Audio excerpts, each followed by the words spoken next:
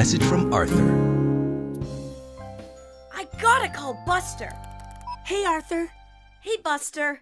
Did you see that video? Yeah, I just watched it. It was awful. I can't believe someone would be hurt like that just because they're black.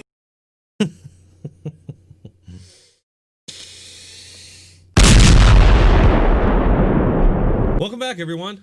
First and foremost, I gotta get this out of the way, just so we're all clear. I'm not a racist, I don't hate black people, in my eyes, we're all just human beings. And yes, black lives do matter, just like all of our lives matter. Frankly, I don't think we needed to be told that. With all that being said, I want to lay out some undeniable facts about Black Lives Matter, the organization. They're far-left Marxists, and their ultimate goals include the destruction of the nuclear family. They've incited violence and murder going back 10 years now. Their leaders make demands and promise violence if those demands aren't met. And they've even been let off the hook on felony assault charges against police out of fear of violence that'll happen in response. This is the very definition of terrorism, folks. Above all, they promote broad generalizations and judgments of white people in this country, while also attributing traits and abilities, again, based on skin color. And again, this is the very definition of racism. To summarize, Black Lives Matter, the organization, not the slogan, is very bad. And not just for all the reasons I listed, but because they also don't deal in reality. So it really shouldn't surprise anybody that now PBS, the public broadcasting system, is using beloved children's cartoons to push racist, far-left Marxist propaganda under the guise of educational videos. Now, we're gonna get right into dissecting this Marxist garbage, but first, give me just a moment to tell you about this special offer for my subscribers from this episode's sponsor, BioTrust Ageless Multi-Collagen. You likely already know what collagen is. Collagen makes your skin healthy and gives you a youthful look. It strengthens nails, hair, teeth, and gut health, maintains muscle, improves joints, and so much more. Get yourself a bag of Ageless Multi-Collagen. I highly recommend it. As an added bonus, if you order today, they'll give you free shipping, free VIP live health and fitness coaching for life, and a free e-report on the 14 foods for amazing skin. If you order today, you can save up to 51% off Ageless Multi-Collagen. And rest assured knowing this company offers a 60-day money-back guarantee, even on empty bags. Go to www.healthwithdronetek.com and order today. Or click the link in the description or pinned comment. All right, we're back, folks. Let's take a look at this video put out yesterday by PBS called Arthur on Racism. Talk, listen, and act. And now, a message from Arthur. I gotta call Buster. Hey, Arthur. Hey, Buster. Did you see that video? Yeah, I just watched it. It was awful. I can't believe someone would be hurt like that just because they're black. Racism is so unfair. No one should ever judge someone by the color of their skin.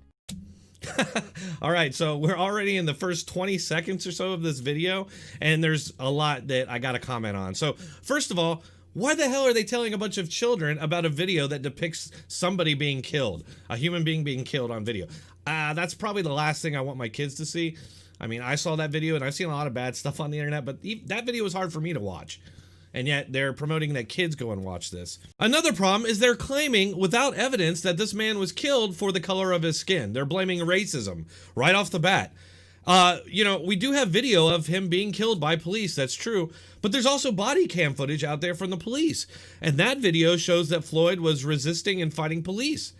Look, he was being lawfully detained. If he hadn't fought police, that probably wouldn't have happened. Now, I'm not excusing what happened, but to just come out and say that it was racism, despite the fact that we can see lots of other factors at play here, is just wrong. And beyond that, we got his toxicology report that showed that not only did he have coronavirus, but he was loaded with fentanyl and methamphetamines in his system. So these are all factors that played a part in what happened to Floyd. But in this kid's video, they're just ignoring all that and saying he was killed because he's black. Which brings me to my next problem. At the end there, he says something that's true, that nobody should be based on the color of their skin. But that's what this is all about, really. It's all about judging this white policeman and his actions as racist because the victim was black and the perpetrator, the policeman, was white. Not to mention that all the Marxist garbage they're regurgitating here is all based on broadly judging and generalizing white people. How could it happen here, in Elwood City, right outside the Sugar Bowl? Buster, it happens everywhere. I was talking to Mrs. McGrady the other day. She said there's a really long history of black people not being treated fairly in this country. Okay, we're going to start with the lie they just told there, that this is a widespread thing that happens, quote, everywhere. I'm confused. Are these not animal people? I've never once seen a black person in this show. And here's another problem. They claim that this happens everywhere. That's simply not true. Look, there are 250 million people in this country. 40 million of those are black, 235 million of them are white. There are nearly 700 million police who have millions of interactions in this country every single day. If this were some widespread issue that were happening everywhere, you would see way more examples of it. Instead, what you see is a media that cherry picks and is very selective of what video they'll put out. Look, the data is quite clear. There are way more cops killed in this country than white or black people. And while 9 black people were killed by police last year, it is disproportional. It's a low number, but it is disproportional to their population size. But the problem is, they're also overrepresented in violent crime and murder, which has obvious implications on their interactions with police. This officer is 18 and a half times more likely to be killed by a black male than an unarmed black male is to be killed by a police officer. All of these factors are just ignored in place of the baseless claim that George Floyd was killed because he's black. The fact is, there are way more white people that are killed than black people, and they'll always point to the disproportionate amount of black people that are killed while ignoring the crime and murder rates, but they just completely ignored that so many whites are killed. If this was all about racism, why are so many white people killed? And it is true that in America, there's a history of mistreating black people, but we have made huge strides in the last 50 years. Just because that's true, that black people have been mistreated historically, doesn't mean that it is true now. And it definitely doesn't mean that it's true that when a cop shoots a black person, that it was all based on racism. There's plenty of other factors to take into consideration, but they don't do that because why? It doesn't advance their political agenda. It's as simple as that. It just really seems like they're teaching kids to not think critically. It's almost like they're teaching them thinking critically is a bad thing. It has to stop. We have to do something. Yeah. But what can we do? Hello, boys. I'm so glad you reached out to me. Yes, I saw the video too. And let me tell you, it made my blood boil. Me too. It also made me scared. I mean, this happened in our neighborhood. It is scary, Buster. Okay. So, first of all, why would the kids be scared? I mean, George Floyd, again, they're erasing that context that George Floyd, had drugs in his system and was fighting police when he was being lawfully detained. They leave that out of there. And of course the kids are going to be scared because you're basically telling them that the cops are out there just hunting people and killing people, every single day, which is just not happening. Police brutality is an issue that needs addressing, but it's an issue for everybody, regardless of skin color. And it should make everybody question why the media is trying to make this a racial issue when the stats and the data, again, are very clear. One of the reasons it's making her blood boil is because she's being fed a very selective, propagandized version of what's actually going on. For example, everybody knows about the George Floyd video, but not so much when it comes to the white guy who was killed by police in the exact same way. Just yesterday, a white guy was killed in his home while playing PlayStation in the middle of the night. When cops showed up pounding on his door, he opens up the door with his weapon thinking it's, who's at my door in the middle of the night, and the cops unload on him, killing him. Is that a major news story? Is anybody rioting and looting over that story? Is anybody outraged? No, not at all. Why? Because the media hasn't made it an issue. But you should know that a lot of grown-ups are fighting racism and working hard to keep us all safe. Really? They're working hard to keep us all safe by trying to abolish or defund police? That's not going to make people more safe. That's going to lead to more black deaths. Because you know what? All this stuff isn't widespread. It's happening in very select areas. It's happening mostly in areas where there's high amounts of gun violence and gang violence and black-on-black murder. That's the reason that there's so many police there, and that's why these acts usually happen. Telling children that they have some reason to be scared of police is wrong, because they don't. It's pretty simple. Don't break the law, and if you are being detained by police, comply and go along with it. If it's wrong, you can sue them later in court. What you shouldn't do is fight the police, because when you fight the police, it usually ends up like this. Why does this keep happening, Mrs. McGrady? Well, racism is like a disease. If you don't treat it, it's just gonna get worse. Wait, What? Yeah, wait, what? It's like a disease now, huh? Racism is like a disease. See, I would say that racism is something that all human beings can potentially have. It's a flaw that any of us can have because it's really a byproduct of evolution, right? It's something that's kind of ingrained in everybody's DNA to some extent. But most people, I think, work through it. It's not something that controls them. But potentially, all people can show this flaw. But to say it's like a disease, oh, that's interesting, because you have to cure a disease.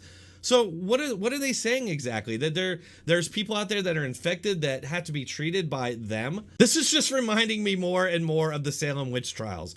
They accuse you of having something. You can deny it, but now they're even calling it a disease. So it's something that you can claim you don't have, but they could just say that you do and say that you require treatment. The problem here is that this ideology, this anti-racist ideology that has Marxist roots, in this ideology, it's white people that are the problem. Only white people are racist, and it's impossible to be racist to white people. Like, they have all their bases covered.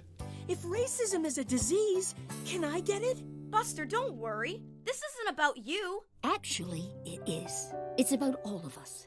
It's not enough to just say, I'm not racist. It's not my problem. We have to actively fight against racism. As my friend John Lewis once said, if you see something that is not right, not fair, not just, you have a moral obligation to do something about it. Okay, so here, this is basically white silence is violence and this kind of thing. It's not enough just to claim you're not a racist. You got to actively go out there and point out other racists and go after people who you see as racist. I mean, again, I made the Salem Witch Trials analogy here. This is a lot like that, because during the Salem Witch Trials, the best thing that you could have done, if you were accused of being a witch, was admit to it and then accuse others of being a witch. That might set you free, although probably not. But what did other people do? To inoculate themselves from the charge, they just went out and accused others of being witches. So that's essentially what they're teaching these kids here. You've been accused of a crime you did not commit. It's impossible to prove your innocence. If you insist that you're innocent anyway, you'll likely be found guilty and executed. But if you confess, apologize, and implicate others for good measure, you'll go free. Do you give a false confession or risk a public hanging? Look, I'm against racism, and if you can point me to actual examples of racism, I'll stand with you.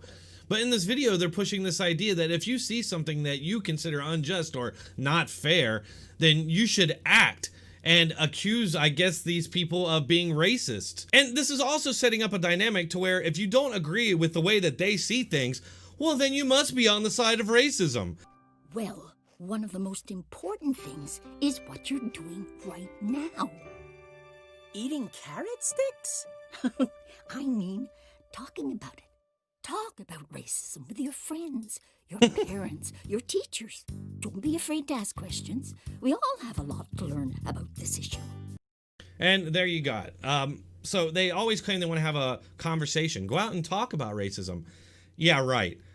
What they want to do, and you see there, she then prefaces saying, oh, we all have a lot to learn. What she really means is we all have a lot to be indoctrinated about by this far left Marxist movement. Look, we can talk about racism. I'm talking about it right now. But do you think that any of these people would have any of what I'm saying in their discussion? Of course not. They would instantly label me a racist for bringing up crime stats and data. All this did was implant a bunch of baseless beliefs that are conflicting with all the available data out there. and basically are programming kids to accept that as the truth and then go out and talk about it, go out and push it. And being young skulls full of mush, they're going to have a lot to be indoctrinated with on this topic, so be ready for that. And then when you are indoctrinated, you can go home and try to force your parents into believing what you believe. I mean, this is like classic Red Revolution stuff where they indoctrinated the kids to turn on their own parents. And make no mistake, they are setting up this situation where you're not allowed to criticize or question this movement. And you see that now with this Politico article. They're trying to set up this dynamic where you're not allowed to oppose them. If you question or scrutinize Black Lives Matter, well, that just means you're a racist. They clearly don't like having real discussions on the facts and the data because a lot of it is inconvenient to their narrative. And so they use these tactics. They close down comment sections. They censor the big tech giant platforms. They cherry pick the videos that they're going to put out in the media to give a completely unrealistic view of what's going on. And this is what we're facing right now. I don't know, folks. I'm not looking forward to the school year starting because I know I'm going to probably have to take a more active role and fight against these pushes to include this stuff in the curriculum because I know it's coming. That's all I have for today, folks. Please hit that like button, share, and subscribe if you enjoyed this video. If you want to support this channel, you can do so on any of the platforms listed in the description or pinned comment. Thanks for watching. Keep coming back.